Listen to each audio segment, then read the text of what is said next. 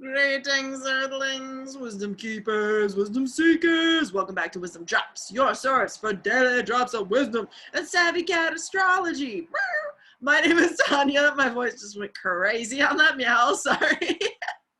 And today we are talking about the new moon in Virgo for you, Scorpio, in particular. And let me just start off by saying this is a video request by Kima. So this is for Kima and all other Scorpios, Ascendants, Suns, and Moons. Shout out to Patrice, who is a Scorpio on the WizdomDropz community tribe that turned into WizdomDropz platform. I owe you a reading and it's coming soon. Also, with that said, this video is going to be talking about the Ascendant, Sun, and Moon for Scorpio, yes, but if you're interested in more content from me, I do put out videos every single day of the week with astrology content, so make sure you subscribe, because I'm here for you every day. Be here for it. If you're interested, you know. Also, like this vid by the end of it if it brings you any value whatsoever, and share with a friend if you feel so inclined, if it's going to bring them value in their life. And last but not least, I am teaching a course, and I would literally love to have some more Scorpios in that course. Scorpio, I'm going to gush about you for a minute and why I love you so much.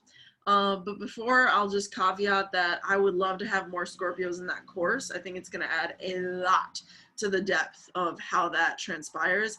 I also just noticed I have my yoga mat in the background and it's like really not an attractive object, so I apologize. I'm gonna fix that. But with that said, you know, Scorpios, you're the real deal energy, and that's probably why you didn't even give a shit that that was in the background.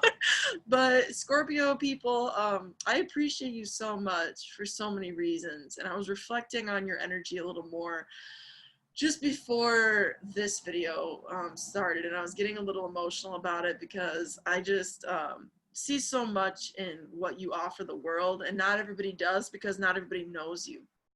I have a stellium in Scorpio. It's not my ascendant, sun, or moon, but I have some significant placements there, so I understand you as a fellow Scorpio energy being. And with that said, you know, I appreciate your energy because you're so deep and you're so profound in your realizations and in your conclusions on things. And the reason that you're so profound in that is because you go to the depths that other people are afraid of or don't know exist, or it's just not on their radar, or you go to the places that people don't want to deal with, that people can't deal with. You as a Scorpio go there, and that's what really gives you the power that you have as an astrology sign. And so when people say it's the most powerful sign of the zodiac, there's a reason for that. There's also a reason why that's one of my most popular videos on YouTube, is because Scorpios understand that was real talk, what I said in that video, and it resonates, you know, with you. So I appreciate your sincerity as well. You're the kind of person who's going to tell people what you truly believe if they ask you, and that's not going to be something that is sugar-coated or wrapped up in a pretty box of bullshit. You might say it in a really eloquent way, especially if you have some other placements in the chart indicating that, Scorpio, but it's going to be really something that serves you as a person throughout your life, because you're building the real deal society that we need. You're building the genuine structures of the depths that people need to function in these times. You as a Scorpio have been dealing with a lot, but it's not new to you. This energy, out of all the signs of the zodiac, has shaken you the least and maybe even the most at the same time. And I know that's a little ironic, but you know how to navigate shit. When shit goes down, pardon my French, I'm not trying to curse at you, okay? But you're a Scorpio, you kind of can deal with stuff like that. But anyway, like when people are in this state of deep turmoil and pain and trauma and suffering and questionable outcomes with all these alternative ulterior motives and just different things going on with our society right now, Scorpio, you understand how that actually works at the end of the day. You know the currents, the undercurrents of society. And so for that, I appreciate you. And I'm not trying to turn this into a Scorpio, like just gush about Scorpio video, but I did feel the need to put a couple minutes aside to just explain that. All that to say, if you want to learn astrology with me, the link is down below. Should have said that earlier. And now we're jumping into the forecast for you and what you can expect. And I will be sharing my screen. So if you want to see the actual new moon, it's really beneficial for learning astrology if you are, which you probably are watching this, right? A student of astrology in any way, shape, or form. So let's just start that. Let's share our screen, shall we, Scorp? Also, I had a question the other week. I think it was more of like a Virgo question, but can you read the new moon, full moon interpretations for your like a planet other than the sun or the moon? Absolutely. If you have like Venus in Scorpio, that's absolutely appropriate. For love, you just read it for that topic that that planet rules, if that makes sense.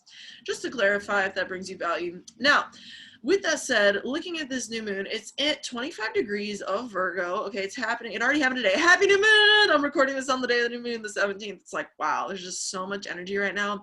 It's lighting up some significant houses for me. I feel really great about this new moon, like in so many ways. If you haven't, Scorp, already seen my new moon vid, I did just on the new moon itself.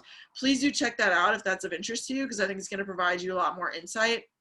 And I know that you like to go deep with stuff. But with that said, let's look at this in your 11th house, because that's where this is happening. And this is your networks. The 11th house is your networks, the groups of people that you are a part of by association, the groups of larger conglomerates of people who are engaged around specific themes of life activities.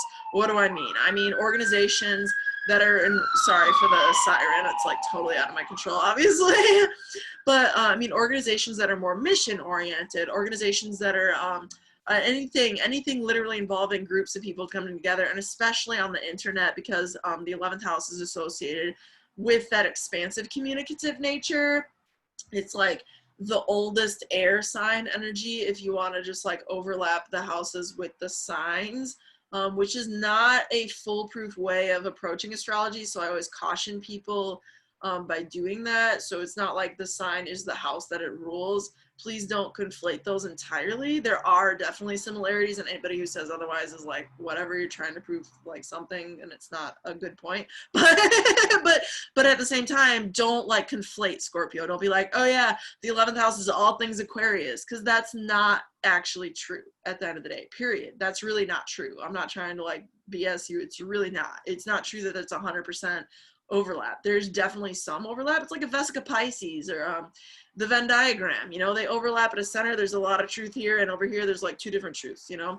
So I digress on that point, but it's your 11th house. So it's networks, groups, institutions, organizations that you belong to, that you have seeds in, that you know people in. People you know, as simply stated as I can, Scorp. It's people you know. People you know, there's new beginnings there. So what about these people? There's new beginnings there for you. And these are powerful new beginnings, because let us look at the aspects being made. The new beginning in your 11th house is trining, gorgeous, to the degree, the planets of Pluto, okay, and Saturn. That's freaking fantastic for you as a Scorpio. Why is that freaking fantastic? Because the 11th house is a joyful house. It's a happy house. It's one of the best darn houses in all the astrology wheel. Newsflash. The 11th house is your highest dreams, your aspirations, what you crave, what you go for, what you hustle for, your passion of joy. You know, it's like those things I just said. Some people could argue some of that belongs in the 9th house, some of that belongs in the 5th house.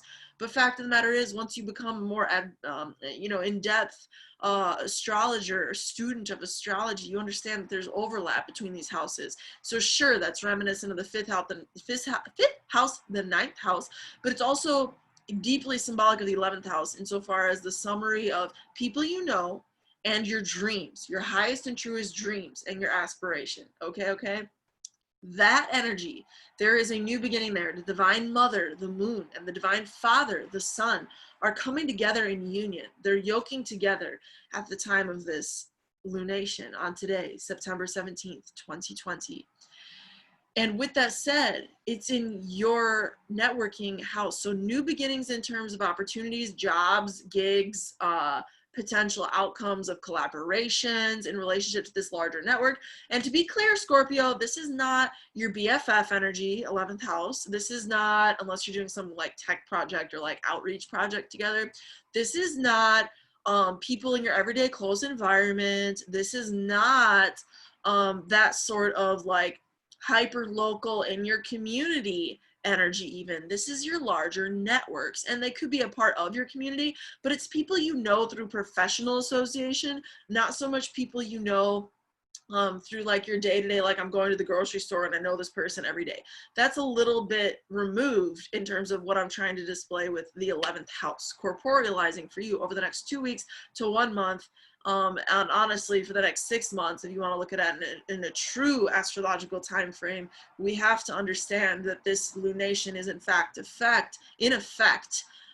for 6 months, because it takes about that long for the full moon to happen. Okay, again, so it's like a new moon, full moon reset point.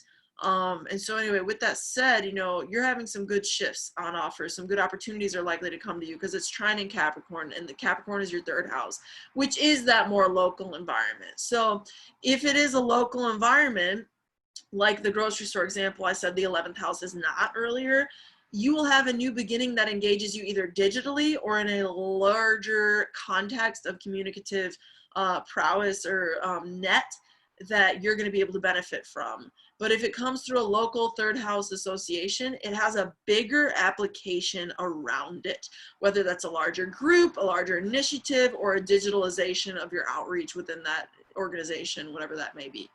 Now, you know, just to zoom in on some of this 3rd house stuff, and why is this positive and speaking together? Because remember the trine, you see those blue lines on the chart, the trine, you know, between Capricorn and the moon.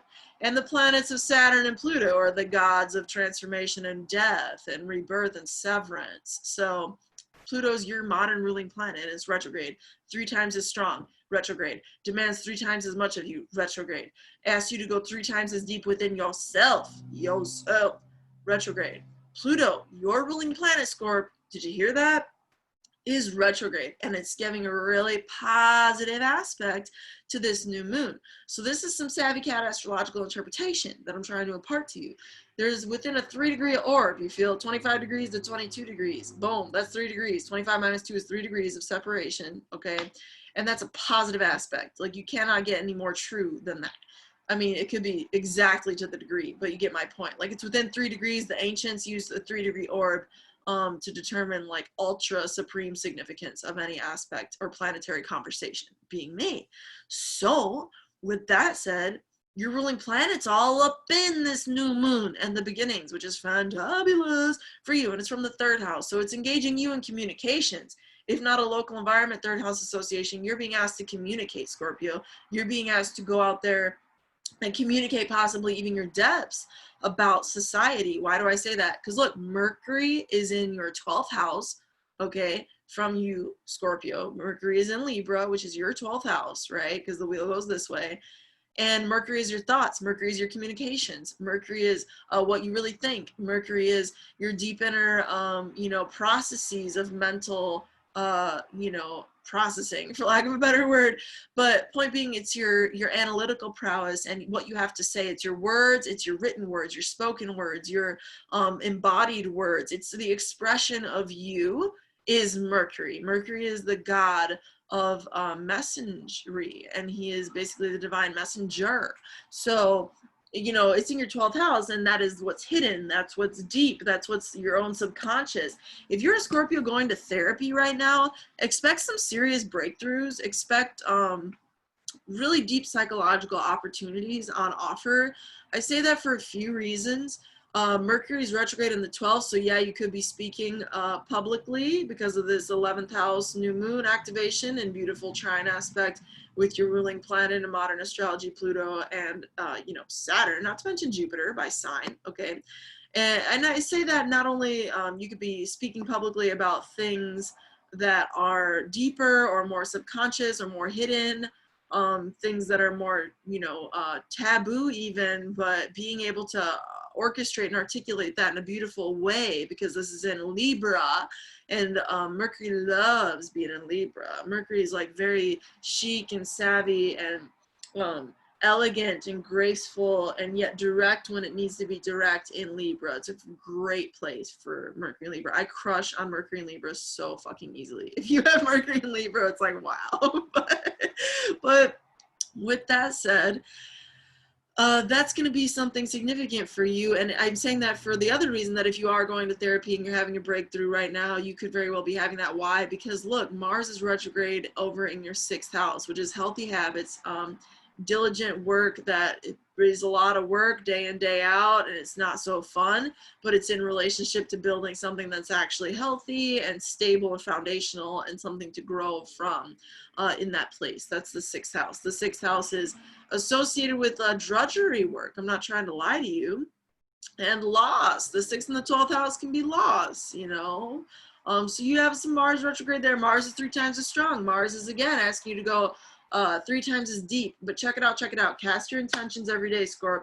Put up a shield around yourself. Cast your divine intentions. Connect with your source. Connect with where you come from. Bless that. Give that thanks. Give that energy thanks. And ask it to shield you right now through the end of 2020. And if you're a Scorpio doing that, I think you're going to fare well. And if you are going to therapy or anything like that, you don't need to be going to therapy, Scorpio. You are a damn psychologist. You feel like, for real.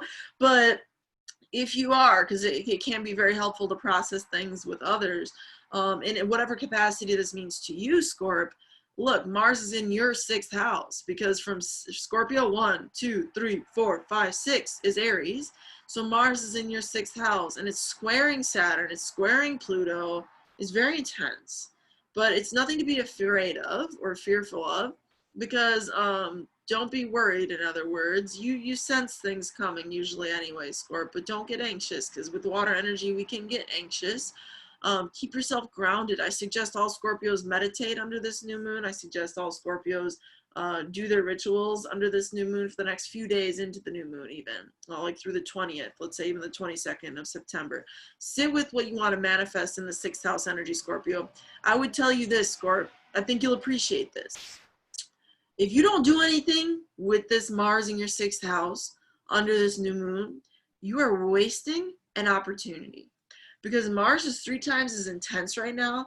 He's not functioning in his normal railroad track gears. He's not going where he normally goes, and he's not functioning as fast necessarily in his more manifesting ability at this time, unless it's in reference to a project that was already in existence at least 3 weeks prior to the lunation on the 17th of September. But what Mars is doing is giving you 3 times the opportunity to prove yourself. Prove yourself how, Scorpio? To yourself in relationship with your mental health, because the 12th house and the 6th house, with Mercury in the 12th, that's mental health all day long, in conjunction with that 6th house power, energy, raw power, raw energy. Simplify. What's Mars? Power, energy in that 6th house. You have the power, you have the energy in the house of healing, in the house of healthy habits. So if you're a Scorpio, deal with what's coming up right now. You will make progress at a deep spiritual level, because Mercury's in that 12th house. And not to mention, you know, Neptune's chilling over here giving all that beautiful sextile vibe, okay, to everything in your 3rd house. So Neptune is like the planet of like inner emotional just depths and the oceanic compassions of the universe, and also sentient higher beings, you know, that are guides and so forth. So that's really beautiful, and it's in, you know, a sextile to freaking Jupiter by a 2-degree orb. So divinity is with you, guides are with you, angels are with you. Honor them at this time. Please do some ritual, Scorpio. I'm looking at this chart especially for you. This is your 5th house. Neptune's in your 5th house, okay, of Pisces, and it's sending that really gorgeous sextile over here to your 3rd house. And so through communications, 3rd house, Capricorn, all these planets, especially Jupiter in Capricorn at 17 degrees down there, that thing looks like a 4, right? Sextiling Neptune in your 5th house. Passion projects and joys will come forward through communications and through inner mental worlds, and even through business ideas. Please, Scorpio, do not, unless this has been a 3 week ago extra kind of plan of action, initiate under this energy. You're going to want to hold tight for a few more weeks. You know what I'm saying? I think that's going to serve you to just hold tight. Anytime you start something when Mars is retrograde, unless it has previous roots and previous times before Mars was retrograde, it's actually like a big hindrance to whatever you're starting in ancient world astrology. So just be aware.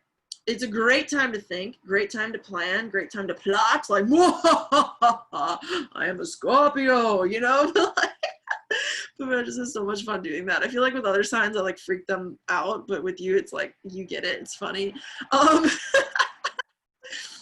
And with that said, you know, remember what Venus is doing. She's over here sextiling that Mercury. So she's giving you sweet reward for these mental thoughts, for releasing these deeper inner psychological traumas around people, around relationship, themes of Libra, people and relationship, right?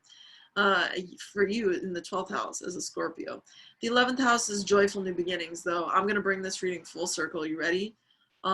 New beginnings are on offer for you in relationship to your networks, your groups of people, the entities and populations that you as a Scorpio engage with at large. New beginnings are coming for you there. Seeds are growing. They've germinated, you know, under this energy. With all that Virgo juice, it's just like, ooh, yeah, that's your 11th house. You're happy because of what you grow right now and what the cosmos, what the gods, what the goddesses are doing for you right now. Look, Scorpios, your third house is going to be Capricorn. Look at all the positive energy. Your third house has been going through slaughter and demise for like 2 years. So if you're a Scorpion, you've been feeling like beat up and punched down and just like not in alignment, and not necessarily not in alignment, but just not in your flow, not in your moxie, not in your Scorpio vibration in that regard for the last 2 years minimum, or somewhere in that time, even extending into 3 years. Don't worry. Please don't think you've lost it. You haven't. There's been a lot of death and rebirth in that, okay? Because Saturn and Pluto, these are the badass motherfucking planets, and they've been transiting there for a while. And we just had this mega conjunction. So I see this new moon actually on that note as a bit of a rebirth for you in these networks and communication spaces around larger groups of people in some way, shape, or form. Because Mercury is over here, you know, in your 12th house, and that's giving a square aspect to that. So it's, yeah, it's hard, it's difficult, blah, blah, blah. Crimea River, Scorpio, you're like tough as nails, literally. You and Capricorn are tied for the toughest motherfuckers in the whole zodiac. So I'm not trying to be like, oh my God, it's so hard, because you're just like, yeah, what else is new? That's life, bitch. No, I'm kidding. I'm kidding, I'm totally kidding. But at the same time, I'm saying I think there's an opportunity for you as a Scorpio because, look, Mercury's squaring your Capricorn vibe right here. And so that's your third house in square with your 12th house. Square in ancient world. This is some of the just most profound stuff to sit with, Scorp. It makes me irate that more people aren't talking about this. And one day they will. And I'll be like, I've been saying this for years. But I'm going to say it again. I'm going to say it in every freaking video I do about these new moons. And I want you to hear me. Square degrees, 90-degree aspects, are known to be manifestation degrees in the ancient world, okay, in astrology and beyond. The hieroglyphs in the pyramids of Egypt show us that when one goes up a 90-degree transference, that is when they level up to new dimensions. That is interdimensional transition. So keep in mind that 90-degree angles in the astrology chart indicate, yes, all the things that you've been told by every astrologer out there. Challenge, resistance, you know, just a wrench in things, the need to keep going and the need to push through, the need to like make your will known amidst adverse circumstances, blah, blah, blah. But what you don't hear enough is that Mars is the ruling planet associated with this aspect in and of itself. Even if Mars ain't a planet in the conversation, that's a little next level, but it's the planetary association of a square. And that means that whatever a 90-degree angle is in a chart is a manifestation opportunity. In ancient astrology, it was a manifestation opportunity. It's how things actually got built. It's how things actually got done.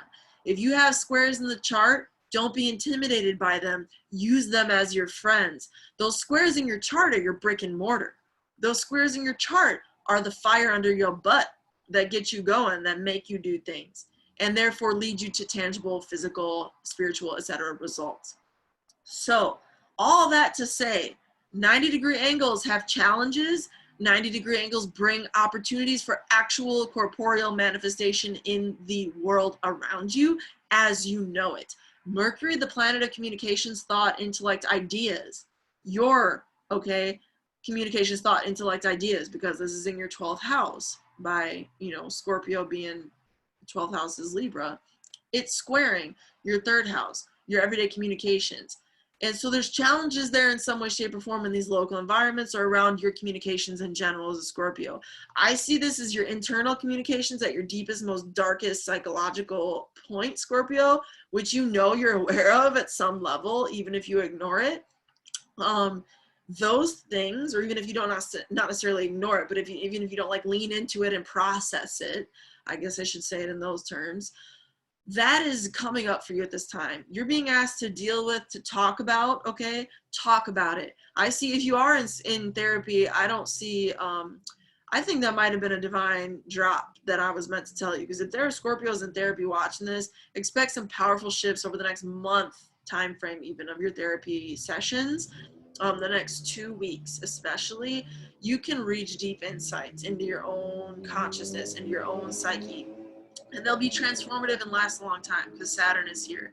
And it's asking you to go within. Retrograde means go within. Revelatory moments are like excellent under retrograde energy. I should start saying retrograde planets facilitate, you know, revelatory moments, because if you work with the planets, I should stress that word, with the planets, then you get results from the planets.